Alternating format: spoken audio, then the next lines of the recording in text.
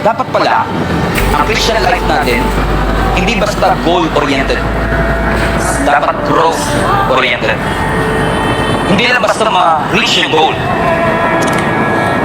Matapos yung 21-day fasting, mabasa ko yung buong Bible. Magandang goal. Pero dapat growth. Yung parang isang verse lang mabasa ko today, basta tuwi mo. Kesa nabasa ko nga 10 chapter, wala naman ako naunawaan. You know, sometimes we are asking God for great things and big things in our life na minsan hindi binibigay ng ating Panginoon kasi sa mata ng iba qualified ka. Pero sabi ng Lord, hindi ka pa ready. Your roots are not deep enough. Yung stage na yan will make you look taller than you really are. Yung Facebook following mo will make you wiser than you really are. God knows exactly kung ano ang lagay ng iyong buhay. You cannot fake it. Dapat pala, ang Christian life natin,